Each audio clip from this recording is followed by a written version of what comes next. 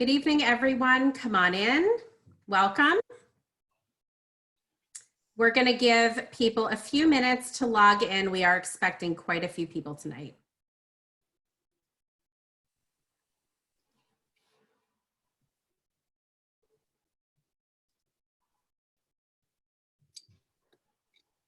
I have my windows open. Do you hear a lot of background noise or no? Okay. If you do, just wave a fly swatter at me and I will close them.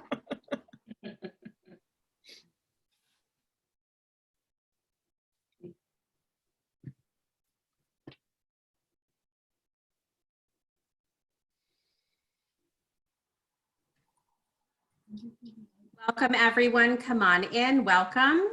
We're just going to wait a few minutes for everyone to come into the webinar. While we're waiting, my name is Beth Mitchell. I'm the Director of Inclusion and Diversity here at the JCC of Central New Jersey. I'm joined tonight by Jessica Weinberg, Beth Maines, and Becca Winetic.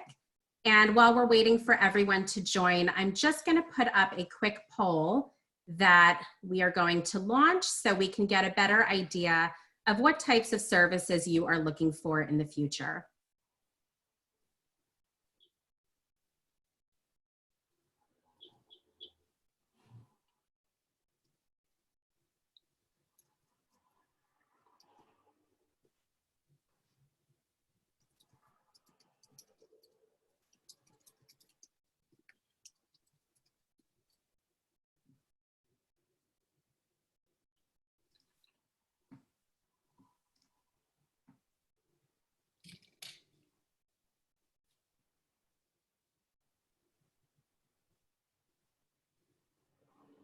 We'll just leave that poll up for one more minute and then we'll get started.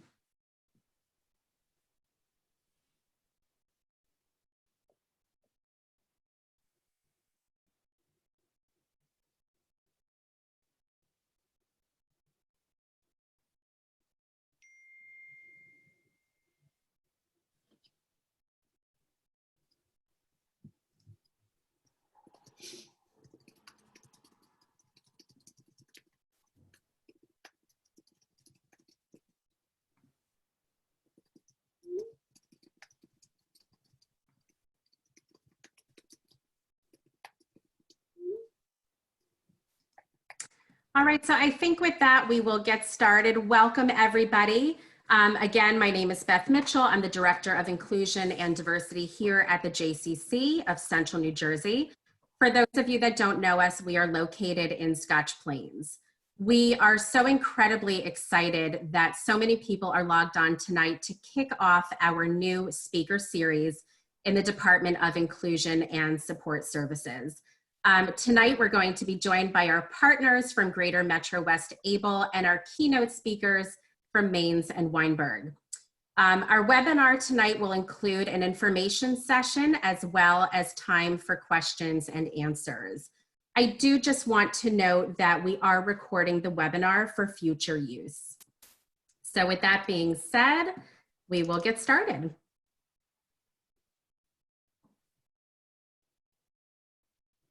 So for those of you that may not know about the JCC of Central New Jersey, there is something really special about this place.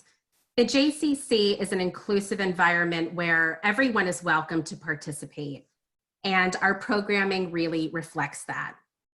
Despite the ongoing pandemic, we have made it our priority to continue to offer a variety of in-person inclusive programming to youth, including our early childhood program, which provides daycare and education to children that are infants all the way through kindergarten.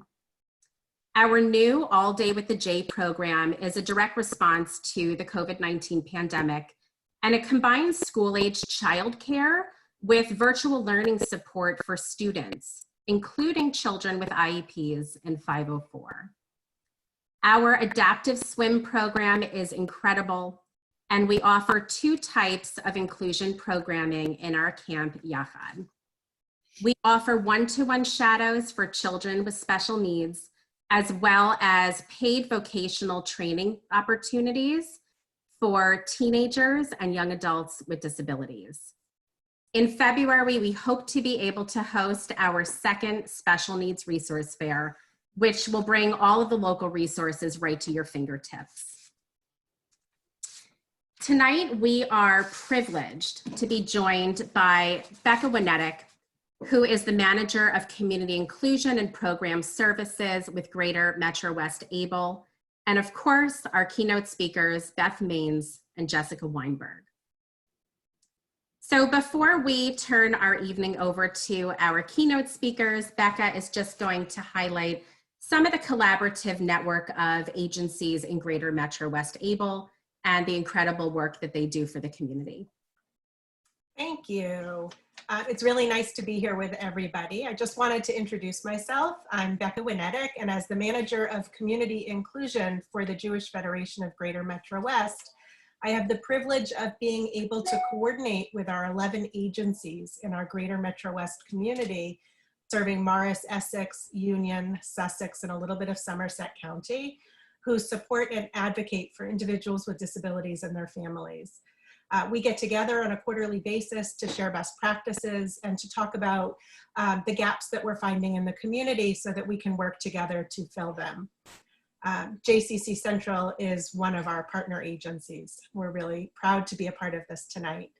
And some of the work that I do is in supporting our students in our schools, in our Jewish day schools and in our congregational schools, working with our synagogues and our partner agencies in the community. So feel free to reach out if you've got any questions about resources in the community. Thanks so much. Thank you, Becca, for sharing. And I'm really excited to now introduce Beth Maines and Jessica Weinberg, the founding partners of Maines and Weinberg, a special needs practice located in Westfield. Their practice concentrates in special education law, bullying, discipline, special needs estate planning, and guardianship. Beth and Jessica have been appointed by the state of Delaware Department of Education to have been officers for special education disputes. Jessica has served as a mediator with the New Jersey Department of Education for over 10 years. There have also been nominated as a super lawyer and best lawyers for families from New Jersey Family Magazine for several years in a row. So they're incredible at what they do and their knowledge, and we are so incredibly thankful to have them here tonight. We're in very capable hands. So with that being said, I'd really like to turn the screen over to Beth and Jessica, our legal experts, as they help us navigate through special education through the pandemic. Thanks, Beth. We're just going to give a little bit of background, a little bit of the lay of the land, how things are going as of today, and then we'll open it up to questions, because I know, you probably all are here because you have a million questions. Things aren't going the way you anticipated them to go, and you want to know what to do. So just to give you a little bit of, here's what the law is. The law hasn't changed. Neither the state nor the federal departments of education have said that your children are entitled to anything less than a free, appropriate public education in the least restrictive environment. It used to be we just argued over what's appropriate. Now we argue not only over what is appropriate, but the only guidance that our schools have been given by the state is that all the special education and related services are to be provided to the greatest extent possible. And we don't really know what that means. It hasn't been litigated yet because it's still very new. So we are anticipating we will be at odds with districts, with each other, over what is to the greatest extent possible and what are the districts really able to do. We have seen a lot of clients coming in with a lot of the same issues, so we'll try to address those right out of the gate. Try to keep your questions as general as you can. We can't really give you legal advice without a full background and your whole story and all the details and evaluations and history. So we'll just give you general answers as to what we think based on what we know. And certainly looking forward to meeting anybody who wants to meet us and talk a little bit further, and we can give you a little more, do a little bit of deeper dive into what your situation might be. But hopefully we can give you enough information that you don't ever need to call us and you can handle this on your own, because Jessica and I always say that we really shouldn't have a job. You shouldn't need a lawyer to get an appropriate education for your child. So The keys, there are two main things to keep in mind at this strange point in time. One is data. Collect as much data as you can. We've been saying that for years. We're saying it even more now because, you know, what you think your students should be getting and what the district thinks they're providing aren't necessarily the same.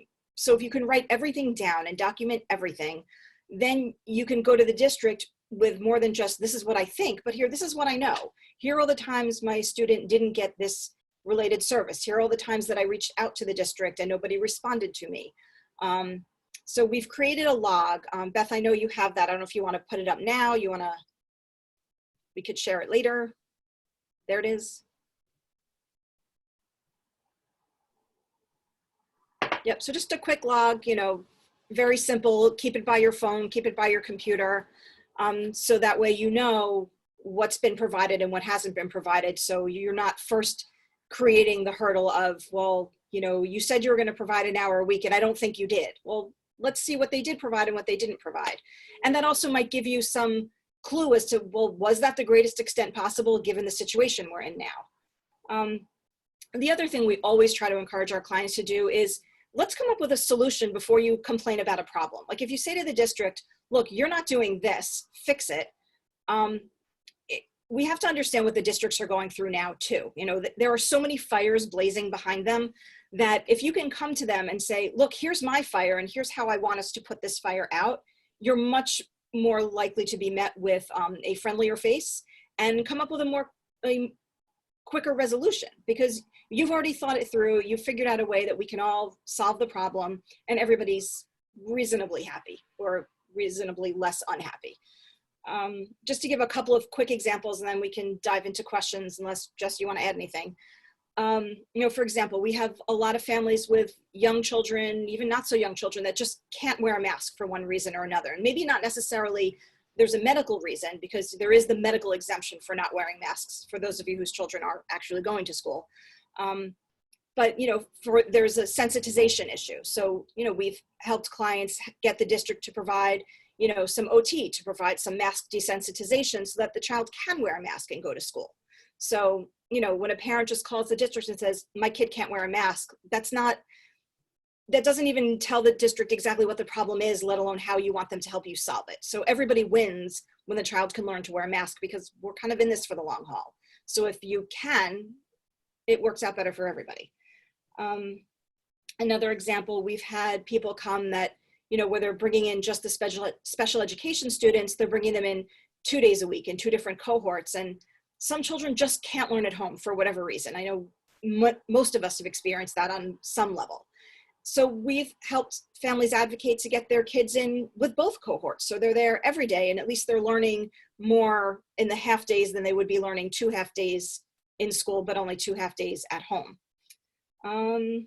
Oh, evaluations, just a quick note on evaluations. Jess, do you want to talk about evaluations so there's a new voice talking at them? I was just going to add to what you said before, another example of something that we've done for clients recently whose child has been unable to access their education at home, and there was not a special education program running in their particular district. That client, with our assistance, was able to get her school district to approve her child coming into school with a one-to-one paraprofessional and receiving instruction remotely.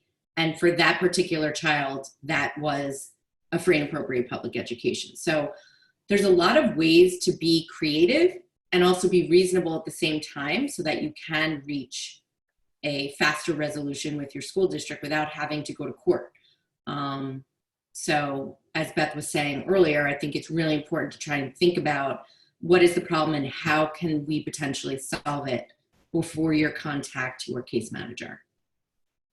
And then as far as evaluations are concerned, it's kind of a big question mark still. A lot of school districts have taken the position during this pandemic that they cannot test virtually. I think that they believe that the test results will not be accurate without being able to be certain of the testing conditions, the tests that are being utilized, things of that nature. So we see no reason why at this point a child cannot go into the school district to receive an evaluation. A one-on-one setting, 6 feet apart, seems more than capable of being achieved. So we are pushing local school districts to try to do that more and more. And we haven't been getting too much pushback as of yet. That might change, I don't know. But that's kind of the lay of the land. We do have a couple of school districts that are finally coming around and saying we will do it virtually, whereas in the past they wouldn't do it virtually. So things are evolving pretty much on a weekly basis is what we're seeing happening. So don't assume that it can't be done. It can never hurt to ask. And if the district is taking the position that they do not want to do virtual, they don't feel comfortable doing in person, you can propose that the district pay for you to get a private evaluation. We've been resolving some in that manner also. It's just important that kids continue to be evaluated so that progress can be assessed. The longer time that elapses without being able to measure that, the worse off it is for your child. So, you know, a little bit of a squeaky, reasonable wheel is not a bad thing. I hear you both talking a lot about being reasonable and working with districts to achieve the best outcome for our children. Could you share with us perhaps some strategies that are helpful to parents as they advocate and collaborate with their school districts?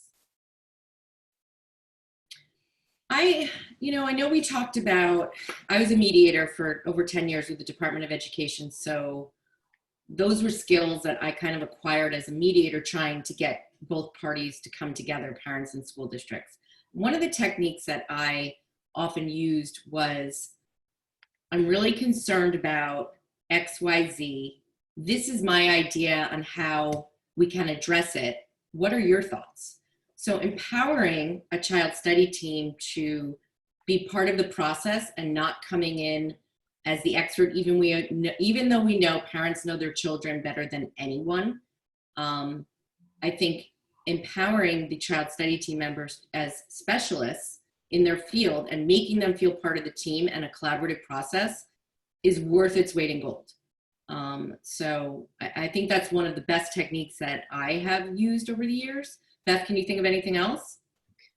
You know, Jessica has a background in mediation. I have a background in sales. So for me, it's all about figuring out what the objections will be and how to overcome them. But it's a similar, you know, if I know the district is going to say, the district can't say we can't afford that, but they will come up with every other thing that smells the same, you know, to come up with a way that, well, here's why it is affordable, or here's why, you know, here's a much more expensive option, but here's what I think is reasonable, and then it becomes more reasonable. Right. And if a school district says no to a request that you made, you can certainly say, can you explain why? And maybe you can come up, maybe their concern actually is not a concern of yours and you're not seeing eye to eye. Sometimes it's oftentimes miscommunication too. So asking them to explain their concern often will yield a lot of information that you can then work with. Asking a lot of questions is very helpful as long as you're not doing it in a hostile manner. When you start asking questions, it makes them think about things differently, and it also will sometimes make them question their own position and realize, wow, that really didn't make sense what I'm saying, and I'm kind of up against a wall here. So those are all techniques that I've used over the years that have been successful. Beth and I have, I'm going to knock on wood, if I can find some, here we go. No. Another thing that, because I'm not letting her say what I know she's going to say, we often meet with clients and we stay behind the scenes as long as possible, because once you bring a lawyer to the table, you change the tone. And your relationship with your school district is, you know, a potentially 15-year marriage from which you cannot get divorced unless you move. So, you know, we're all about keeping the relationship good because you're there for the long haul, and we'd be ridiculous to believe that districts don't respond to the way parents react to them. So. With that being said, we will zealously represent our clients, Oh, of and course, there are times we have to advocate strongly because we have a child's life at stake, and we can't ignore that. And when a district is being unreasonable, we've got to push hard. Right. There are times we have to do it, and we will. But that's it as far as I think the collaboration piece is concerned. Did you have any other questions or topics you wanted us to touch upon before we open it up, Beth? I just wanted you to perhaps explain the purpose of the form that we showed previously, the data collection form, so that parents can understand perhaps how to track their related services and their special education services, and the benefit of then bringing that data to the table when you're having a discussion with the district. Sure. I mean, one of the remedies that we look for is compensatory education, how to make up for what was missed. Were this 2019, it would be an easy answer. You missed 6 hours of speech therapy, you get 6 hours of speech therapy. We still think that's the answer. The districts are pushing back and saying, well, you got 3 hours of speech therapy, but you still made some progress. So, we're fighting now sort of on two fronts. Number one, we still need to keep track of all the hours that were missed. We also need to keep track of the progress that was or was not made. And even if a student made some progress, I want to be able to compare it to the progress that was made last year when the services were completely provided.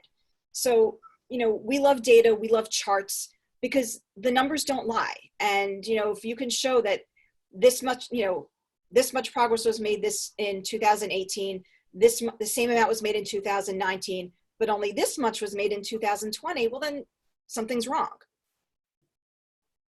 You can't really argue with data. So it's really helpful to maintain a log so that you can present it to your case manager and say, this is why I'm concerned. We've even suggested that parents videotape their children being instructed or receiving related services, because saying it is way different than actually showing it. So that's why the data is so important.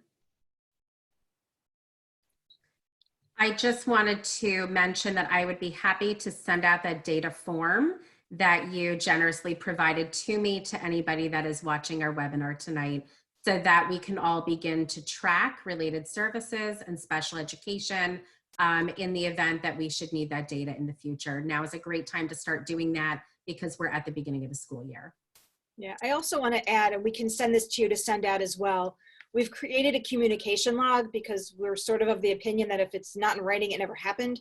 So even if you're just making a phone call, we ask you, write down who you spoke to, what you spoke about, what the follow-up action items should be, if there are any, anytime you sent an email. So that way, when you reach out to the case manager and say, I've reached out 6 times, well, was it really 6 times? It might've been more, it might've been less. But here you can say, on this date, and this date, here are the people I contacted. And again, it's just, here it is.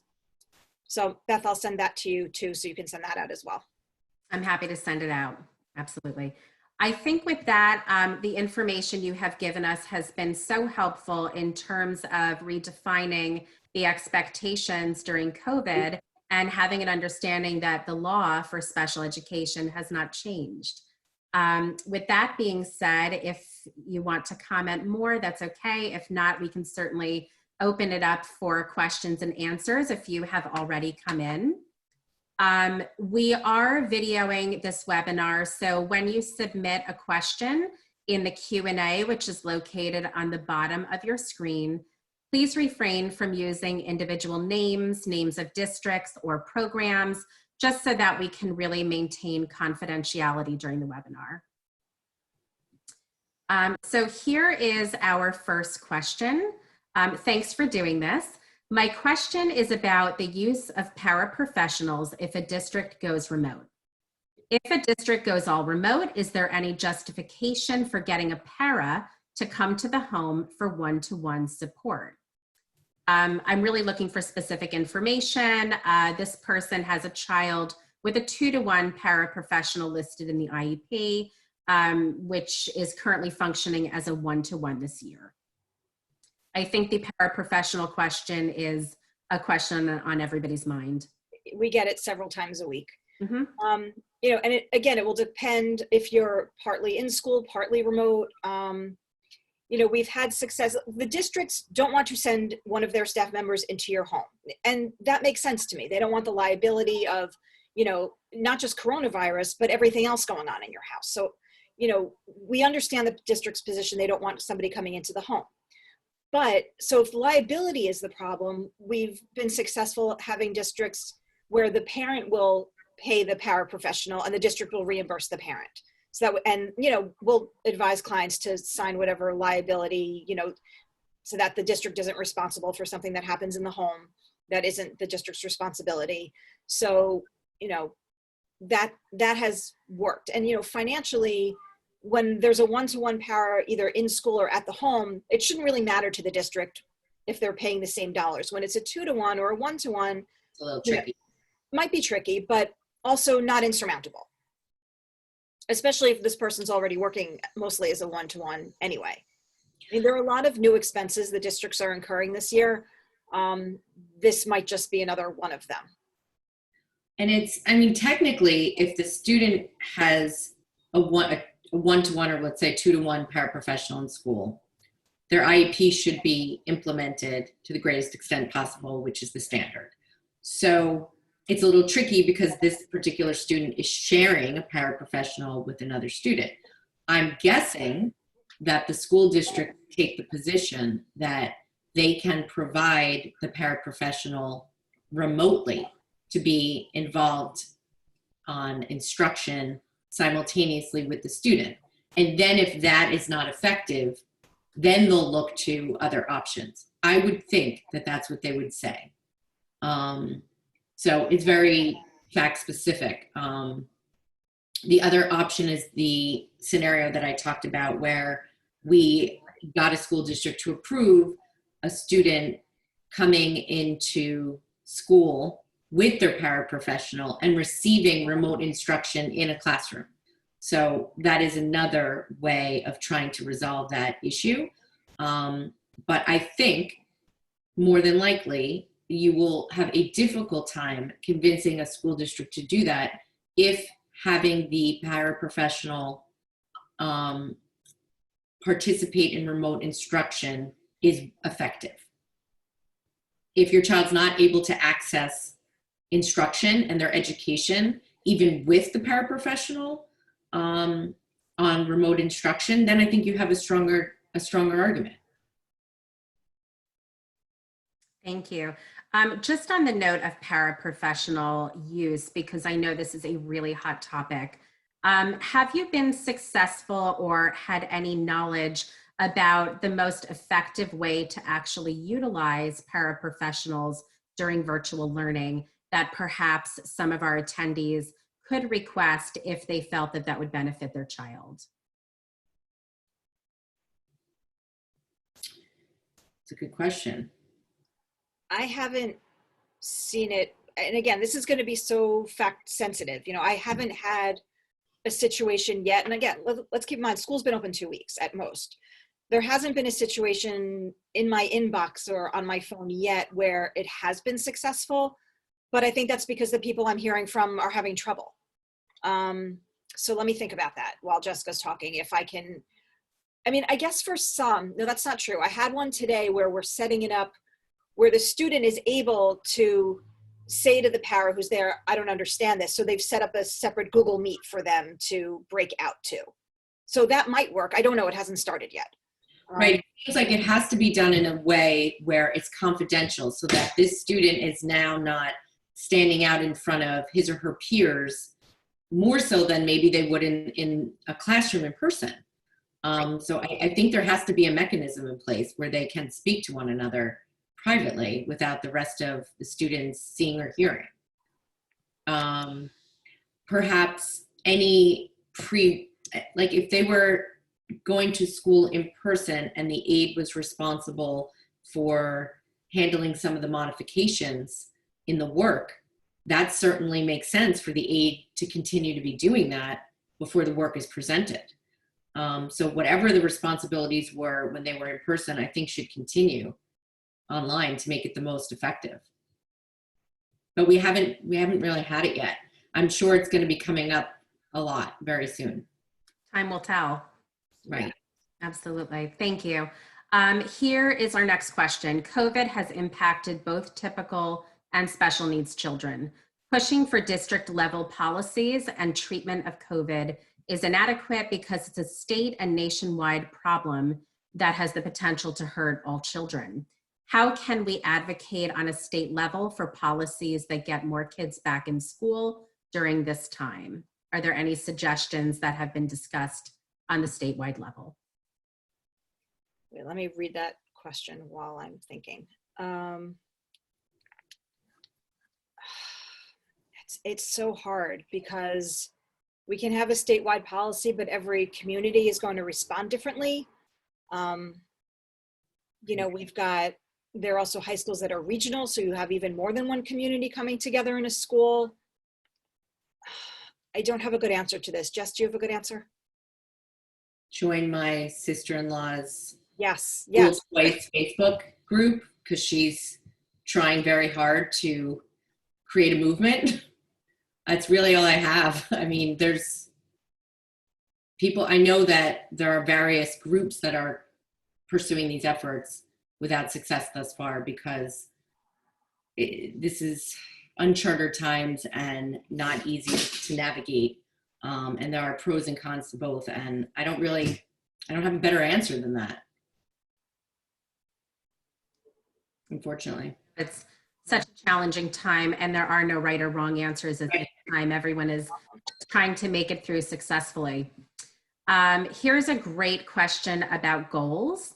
Can we ask for annual goals from the specialist at the beginning of the year? You should not have to ask. They should be in your IEP. If you have to ask, no, you should not have to ask.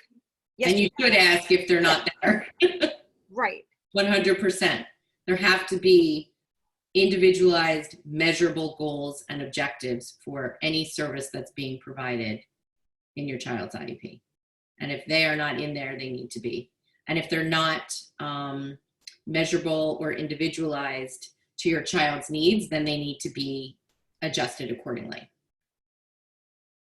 And really the best way to figure out what those goals and objectives should look like is to take a very close look at the evaluations that have been completed on your child and read through the weaknesses that have been highlighted and any recommendations in those reports. Those should be your goals and objectives, along with in your IEP, there's a section called Present Levels of Academic Achievement and Functional Performance. It's also referred to as your PLAF section. And there is input in that section from your related service providers and teachers. And that is where a lot of your child's struggles will be identified. So we always suggest when we do these webinars that you literally go through your evaluations with a highlighter and go through your PLAF section and then make a running list of all those weaknesses that have been identified, and those should be what your goals and objectives are addressing. And you should also compare them to the goals and objectives from the prior year. And they shouldn't be repeated year after year. And they shouldn't disappear from one year if they haven't been achieved. Right. And you also want to take a look at the criteria. You know, is your child being challenged enough? You know, we see some goals and objectives where it's 70% achievement rate or 60%. It's like, are they even trying? Right. So that's also we could do a whole webinar on goals and objectives. And we have. That's a topic for another day. I look forward to that being the biggest issue we have to address. Yes. Right. Yes. Thank you. Our next question, I have a child who just started high school who was LLD, noted to be severe for language, and the rest in mild, moderate, and middle school. The high school does not have a severe LLD program. How should I approach the situation? I guess the question is, can your child's needs be addressed by doing a kind of a combination hybrid of programs where partially, like if your child is stronger in some subjects over another, can they spend a partial day in the LLD class, and perhaps the other part of the day could be one-on-one supplemental instruction. Districts don't love to do that, but we have had them do it. I had a client who half of his day was comprised of one-on-one instruction, or sometimes 2 to 3 to 1, and then the rest of the day was in LLD. If something like that is not viable, then it sounds like your local school district does not have the appropriate program to meet your child's needs.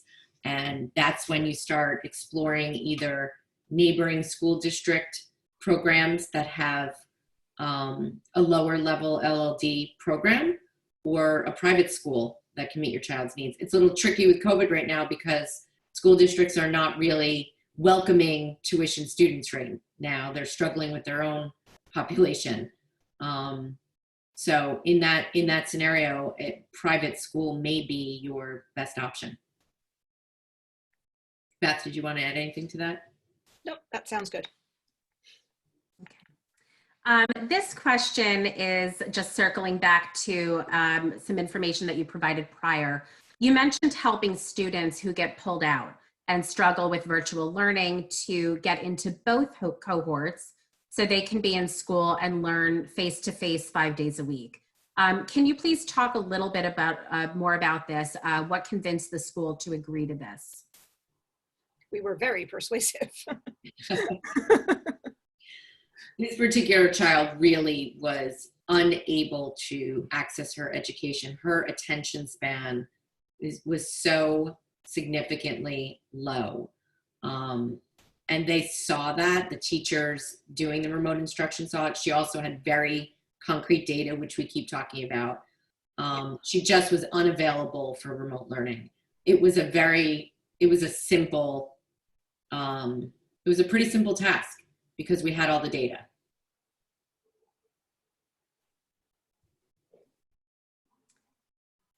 All right, our next question. Right before school closing, my child's name was on a wait list for RBT. I'm not familiar with that acronym. Does anybody know that one? Registered behavioral technician. Thank you. Now my child will start in person for 2 weeks. How soon can I ask about the wait list? The RBT request was not added in the IEP, but I have a signed document stating that my child's name is on this list. This is where I wish we were in person. Right. I would ask the follow-up questions that I could ask. Yeah. Not college. It's not like, when there's room, you get what you need. Right. And it's strange that it's not in the IEP. Right.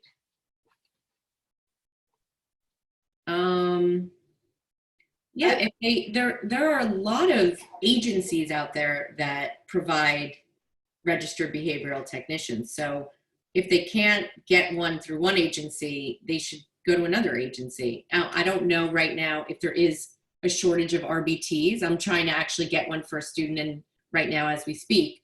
And I will be finding out soon if there's a shortage, but I haven't. As far as we know, right. It's becoming more and more popular to use RBTs. They can be very effective and they have more training than your average paraprofessional. So I don't know, for all I know, there is a shortage, but it just seems strange. They should then search through other agencies, or in the meantime, I don't know if your child, again, we can't be interactive. Maybe you can respond through chat. If your child doesn't have a paraprofessional at all because you're on a wait list, that's unacceptable. Right. So I'm assuming that your IEP must provide for a paraprofessional in some capacity and just may not say RBT as the certification. So in the meantime, I would hope that your school district is providing your child with a paraprofessional until an RBT becomes available. Yeah, and this, I guess, is a good point to jump in and talk about, when there are things not in the IEP, just get them in there to the extent that you can, but this is often a good place to use the parental concerns section. You know, oftentimes the parental concerns section will say, you know, the parents are very loving parents and are concerned about their child's progress. Okay. Or it will say the parents are thrilled with the Right. It's like, wait, I don't think they said that. It's very highly unlikely. Right, but you can. I've had districts, they basically cut and paste the letters that we help the clients write and stick it in, and just to say, you know, the parents have requested, you know, an RBT, you know, for these reasons. They're concerned about X, Y, and Z, so that later on you can say, I've been telling you for years, this is what I thought this was a problem. So utilize that section. It's yours. Absolutely.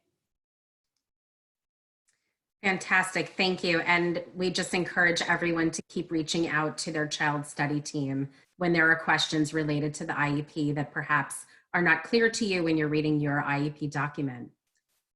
We have someone here who has been a longtime client of your firm. Hi, whomever that may be. You have been a godsend to this family. They are wondering at what point do they reveal that they are working with a legal firm behind the scenes? When do you start to show your hand? Okay, well, right now, invoking client confidentiality. I'll just talk about it in broad terms because I haven't scrolled through, so I don't know which client we're talking about. So, you know, it'll depend. You know, we'll talk along the way about when, you know, oftentimes we'll help clients write the emails that the districts often know there's a lawyer behind the scenes, and they just, like, they know, so then they do the right thing. I think in some districts they even know it's us because we use the same words all the time. But I think when you get to the point where you're just not making any progress, and it will often also depend on the district. You know, there are only a handful of lawyers on either side of this, and you know, there are some districts where, most districts, we have really good relationships with their lawyers, so it's an easy, you know, let me just make a call and maybe we can make it go away, or maybe we can help. But when we've been behind the scenes for a while, you know, I guess we'll come out when it stops working that we're behind the scenes. Right, when they just have taken it so far, or our client is just exhausted from it, because it can be incredibly exhausting, and you say, you know what, I need you to take over the reins. I'm just too tired from this, and that has certainly happened as well. Yep. It's a roller coaster over many years, and a relationship over many years to navigate. Yes. Yeah. Here's an interesting question. This is our child's first year being classified. What do we do when we don't have any data to compare from last year?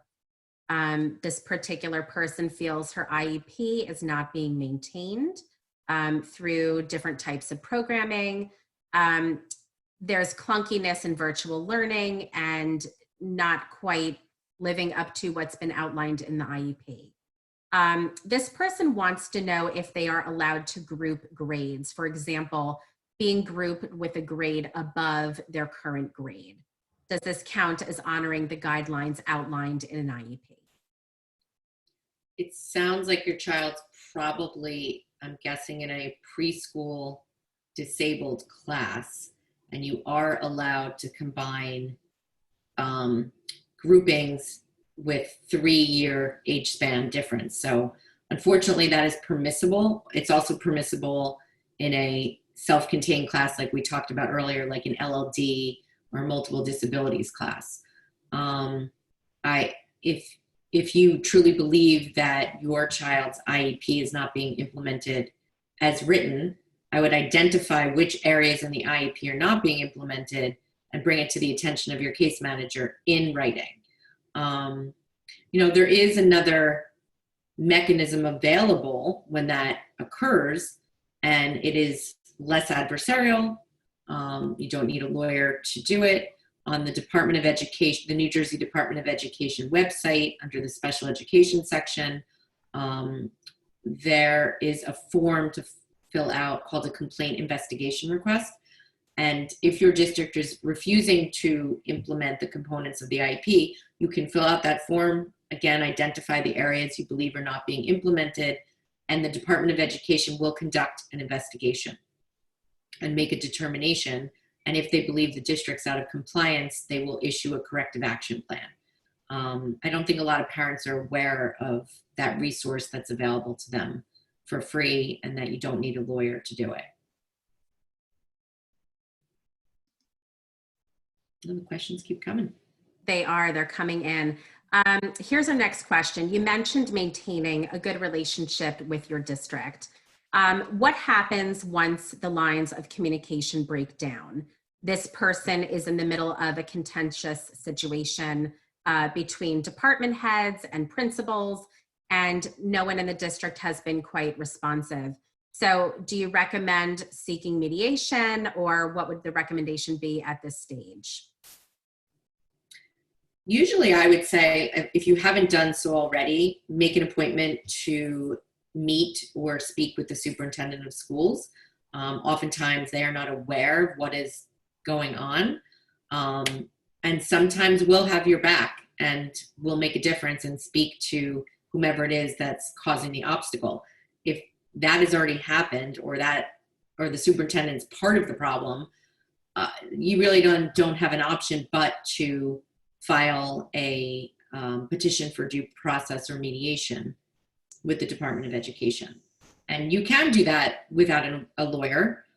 You will be offered mediation, which can be very successful. But unfortunately, when you get to that point, you really don't have any other option. If you've already gone up, the line of the hierarchy in terms of administrators within the school district. So the only other option is you can write to the Board of Education, and they might say to the superintendent, hey, what's going on here? What's all this, that I'm hearing about? Once in a while, that can make a difference. But that's kind of like your last ditch effort before you have to file. Sometimes if you hire an attorney, you don't have to file because we can get it resolved by calling the school district attorney and bringing it to their attention about what's going on and saying, hey, you need to get involved here. So it just depends on each individual situation. Right. And sometimes we can do that and then take a step back. Right. The attorney just needs to slap them on the wrist and say, can you just meet with these people and make it go away? And sometimes that works. Here's an interesting question surrounding language, which I think is becoming fairly typical given our current situation. Our district is taking the 5 words to the greatest extent possible, and apparently is using it to justify not providing full services for the time being. They provide several examples.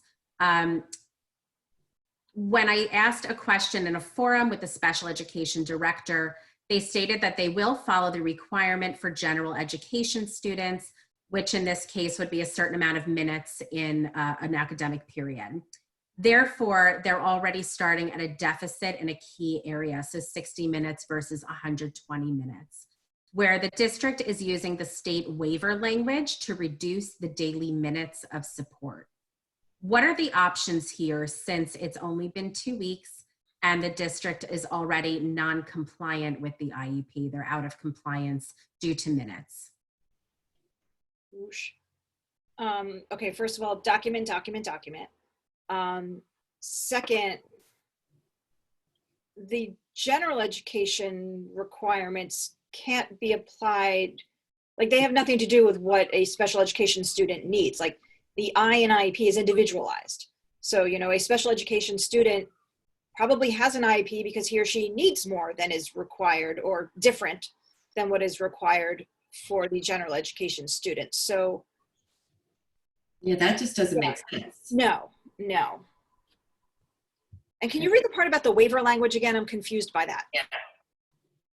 Of course, it says our district is taking the 5 words, quote, to the greatest extent possible, and is using it to justify not providing full services at this time. Right. So I get that they're going to say, we can only provide 60 minutes for whatever reason, and then we will argue over whether that really is the greatest extent possible and why, no, it actually is possible for you to do more.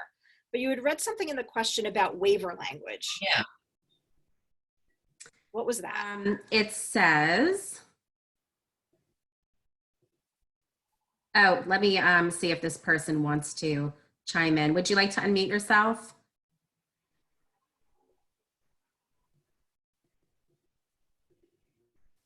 If not, that's okay. Oh, Okay. Ah, Yes, hi. Can you hear me? yep. Hi, Beth and Jessica. You know it's me. I'm not exactly a shy person, so hi.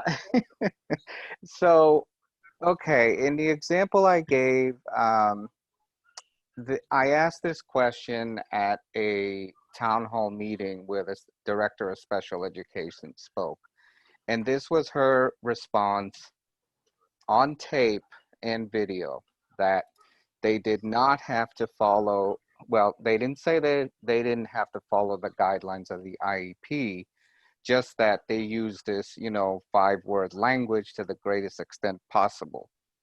And so in the case I gave,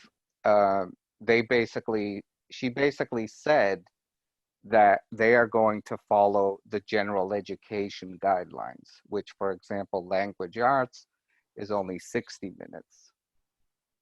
Hmm. And a guideline, meaning guideline, Yeah. not what we have to do for each individualized student. Yeah, but they made it perfectly. I mean, Said that. I was waiting for them to post this video online, and they haven't yet because, it's the type of thing I'd be curious for you to watch, and Yeah.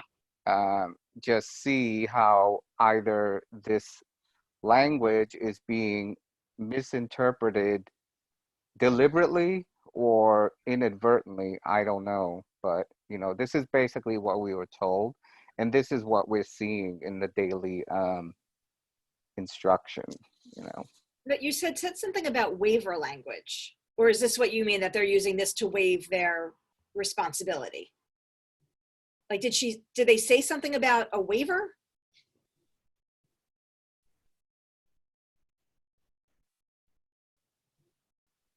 You still there, John? You're muted. Yes, hi. I'm sorry. Maybe that wasn't the right term to use. Okay, I didn't know if When that I- was the term they When used. I meant waiver, I meant, not in a legal sense, but in the sense that they're using this language, the waiver language that the state is giving them. Oh. Got it. No, because the reason the hair on the back of my neck stood up is because there were many districts that were asking parents to sign all sorts of waivers in order to get special education and related services that were deemed completely like inappropriate. So, okay, then I'll Yeah. a little bit. So it sounds like they're trying to do the bare minimum by applying it to what they're Yes. providing for gen ed Yes. students. Exactly. As Even opposed- right. though we have an IEP that says, X amount of minutes, they're clearly not honoring that. And I don't think we're the only case, I'm sure. No, we have had a ton of clients whose IEPs would say they needed 90 minutes of instruction and then they were given 60 minutes. And anytime we told them what to write to their case manager, miraculously, they were given more instruction time. So it does seem to work when you bring it to their attention, and it is not okay for them to do it. So, Okay. All right. I don't want to hog up the time. We will document everything and, send us see that how, video, John. what's that? Send us the video when you have it. Well, I'm diligently waiting for them to post it, but so far they haven't, even though they said they were. And yes, I will definitely let you know because it's like, oh, okay, that's interesting. So, an IEP really means nothing, in this circumstance. Okay, thank you for your time, ladies. You're Thank you. welcome. Thanks for coming.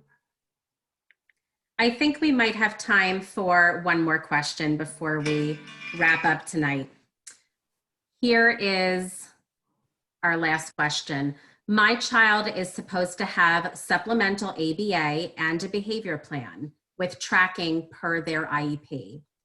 I'm not sure how this is supposed to be working in a virtual environment. My child also has a one-to-one paraprofessional who currently is not providing that support through virtual. This paraprofessional is in the Google Classroom, but there is not one-to-one support happening. Again, this big cloud question of how to access the paraprofessional support. What is my course of action? It's disturbing that the ABA is not occurring, because that is really imperative for for behavior, for speech. I'm not quite sure the reason your child is receiving ABA, but I know when a district agrees to do ABA, it's for an important reason. And there's no reason in my mind at this juncture, knowing what safety protocols can be put in place, that your child can't be brought into school to receive ABA. So I think in this situation, it is worthwhile pushing back with your district, for sure. And maybe the same with the paraprofessional. Because if your child's getting ABA, clearly that paraprofessional support is imperative. It's imperative. I'm not saying the other cases weren't that we talked about tonight, but you know, the combination of the ABA, I think it is a very worthwhile situation to raise to your case manager if you haven't done so already. And if your case manager has already said no, my next advice is to talk to the director of special services. If you don't get anywhere there, you meet with the superintendent. If you don't get anywhere there, you call us. And meanwhile, just keep documenting changes in behavior, certainly regression that you're noticing, so that you can paint the picture for the district of the damage they're doing. Right. And paint a picture of what they're going to walk into once everybody does go back to school. And it definitely is a situation that will warrant compensatory services. We do have I will say we've got a lot of students that are not getting what they need even after making complaints, and now we're creating cases for out of district because most private schools are now running in person. And if not fully in person, more than 50% in person. So we are able to create strong arguments as a result of this pandemic. I'm not saying everybody should be asking for a private school. It's not always appropriate, but there are compelling times where it's needed. Hopefully that answered your question. Thank you. Thank you for answering all of our questions. I wish we had another hour to continue, but at this time we're getting towards the end of our time together. I just wanted to extend my thanks to Becca, Beth, and Jessica for joining us tonight as we kick off our speaker series for this new department and this new monthly series. That being said, I do want to invite everyone to attend our next speaker session, which is going to be held on, October 15th, hosted by the ARC of New Jersey. If you have questions about programming, how to access support services through Greater Metrowest Able, or how to access Mainz and Weinberg, you can contact them directly or feel free to email me, give me a phone call. I'm happy to help. We are so grateful that you all were able to join us, and I'm incredibly thankful to Becca, Beth, and Jessica tonight for kicking off our speaker series. Thank you for having us. Yeah, we hope everyone was able to learn something and that this has been beneficial to you. Thank you all and have a great evening. Thanks. You too. Bye. Take care.